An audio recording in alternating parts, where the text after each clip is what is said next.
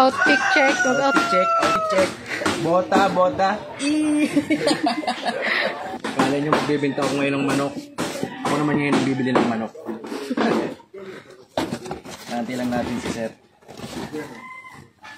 So magandang hapon at papunta tayo ngayon sa Barangay Kalasgasan. Hindi para mag-deliver kung hindi para bumili naman sa iba ng Rhode Island Red Rooster kasi kailangan natin kumuha sa ibang breeder ng tandang para may partner sa ating mga breeders na RIR.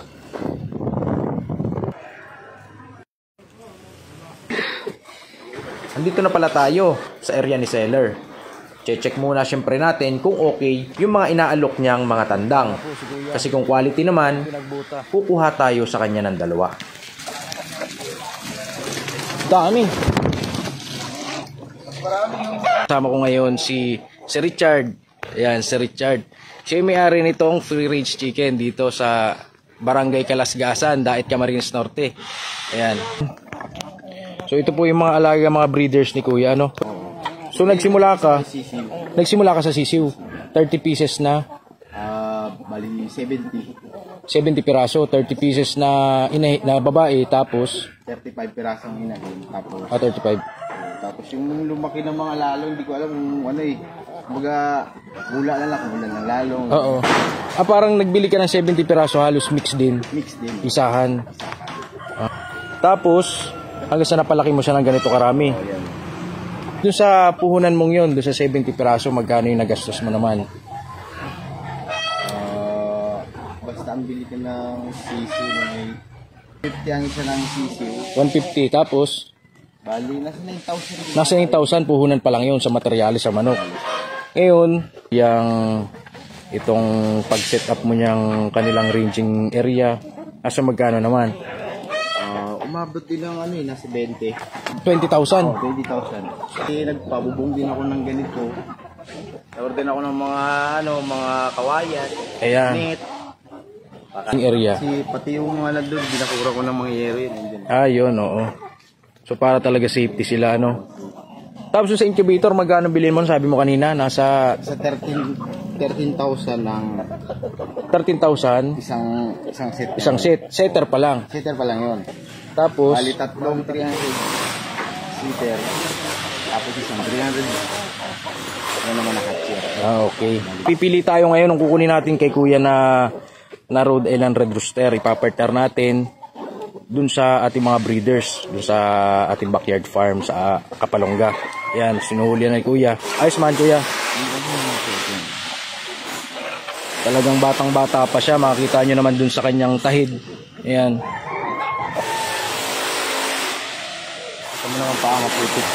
Okay lang yan kasi normal naman yan kasi maulan. Yan, tapos ito pa Kuya isa. Ilalagay natin ito doon? Oo. Okay lang yan. Upo naman siya dyan.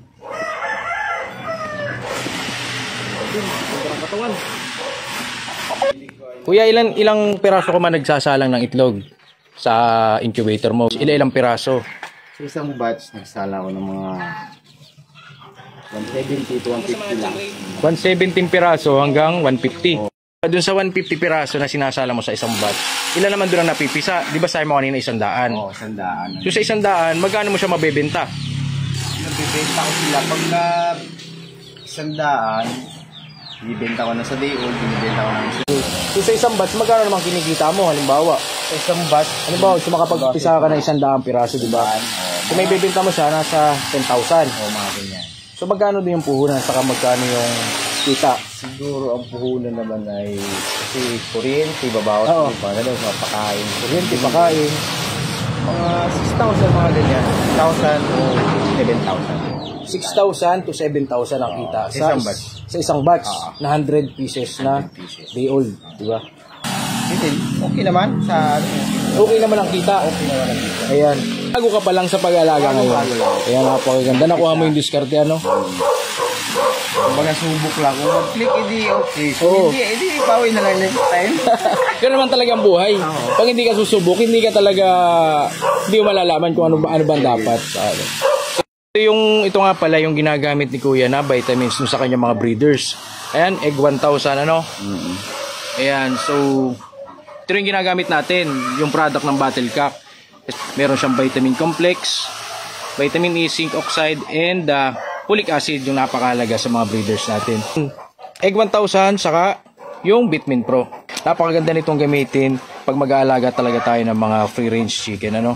Yung Bitmin Pro kasi electrolyte siya na magagamit ng mga breeders natin para hindi sila ma-stress, manatiling malusog kanilang pang-araw-araw na pagbe-breed.